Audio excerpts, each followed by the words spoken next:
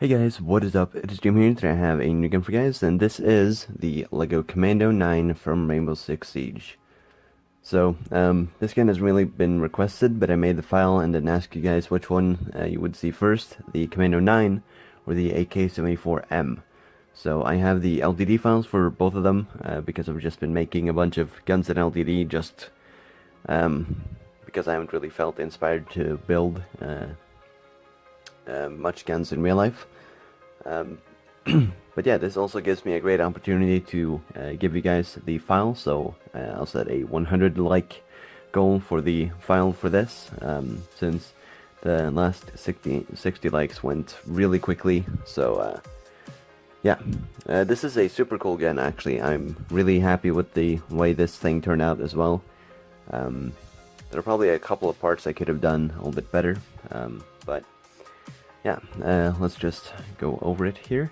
First off, we have the stock, which is a M16 style fixed stock, which does not have the sling mount here, which is kind of odd, but it is completely smooth on the top, so it's somewhat comfortable. We have the charging handle, which is pretty large, but it is pretty sturdy. Does usually work.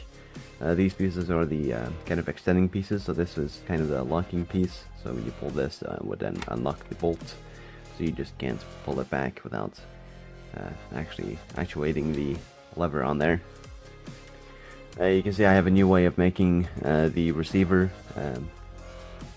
kind of roundness, because using the normal slopes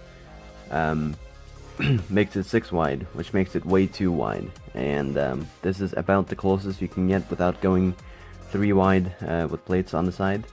That rhymed. But yeah, so it's 4 and then with plates on the side. So sadly you can see the studs, but there's no 1x3 slope pieces that I would be able to use here. So we have the field stripping pin, which this gun does not field strip. You can remove this pin and it would do absolutely nothing. You have the fire sector, so this is obviously safety. Semi-automatic and full automatic, or maybe that's burst, I'm not too sure. Haven't really used the gun in Rainbow Six Siege. And then you just have the other side of the fire sector right there. Here's the grip, which you can see does look really realistic, and does also sadly have tape. That is because it is a bit unsturdy, but it is completely connected with studs and Technic. But sadly this grip does not work in LDD, so I have this dedicated to be an IRL one, and I will probably not end up showing it because it is a really super complicated design that I would like to keep to myself, I guess you could say. So yeah, again, the tape is just for stability, it's not really for holding it on there. So it is super comfortable though. It is probably like one of the best M4 grips I've ever made, and I'm gonna save this for the next guns I'm gonna make. So obviously trigger right there, magazine release, which is not ambidextrous, so it just has the standard button right here, which releases the magazine that holds, I think, 30 rounds of 9mm. So it has the base plate on the bottom, and then the locking hole in there. So you just put it in the magwell, and it'll go in. So I did want to make some flaring, so it would be like a lot more easy to do, but I couldn't really think of a way that would work really well. Tried using slopes, didn't really do too much. So yeah, the magwell is flared though, so if you would have this as a normal M16, then you could just put a normal mag in there. So we have the field strip in the front here. The spacing, that would be for a mechanism on the real one, but on this one it doesn't really do anything. We do have the delta ring here, which you pull back to take off the handguard pieces. So it does look really good. I am pretty proud of it. The fact that it lines up perfectly with everything else.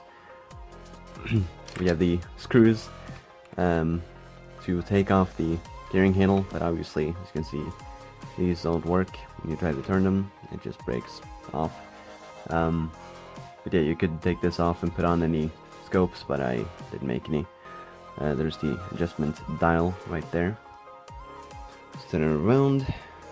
You have a adjustment for the sight in the back there. So I'll show off the sights a bit later. We have the forward assist, which does look pretty good. We have the brass deflector, the dust cover, and then the bolt inside here. So of course, as normal, charging handle goes back, charging handle goes back, bolt catch comes out, locks it, you can push it forwards, you can push the bolt catch, boom. So it is really nice and smooth, works pretty well.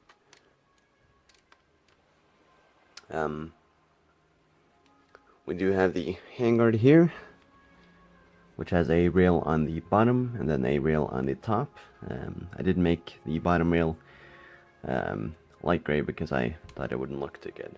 But it is pretty comfortable. I could probably add a bit more side details here just so it would look a bit more round. But it is what it is. There we have the front sight, which does look really good as well. Pretty happy with that design. The sling mount right there. Then we have what I think is a bayonet mount or something like that. I'm not too sure, honestly. But it is there for detail. And then the muzzle brake, which does look pretty cool. Or I guess this is a flash hider or something like that. Actually, I don't know the difference. So I did mention the bottom rail here, and one of the most crucial attachments you can possibly have on this gun is of course a scope. But I didn't make it accommodate one, so I made a foregrip, which is of course as simple as I could possibly make it, but you just clip it on and then it just works. And that is pretty much it. There's nothing really too much to this, so 100 likes, you guys will get the file for this one with a different grip, of course. And I do think that's about the only difference. I do want to say that in the file I did use a carrying handle made by someone in the NBN server on Discord. I'm not really too sure who made it, but it's not the same one that is this one. But yeah, 100 likes, then you'll get the file, and you can make it yourself and act like you're Mozzie. So that's pretty much it, and I'll see you guys. Goodbye.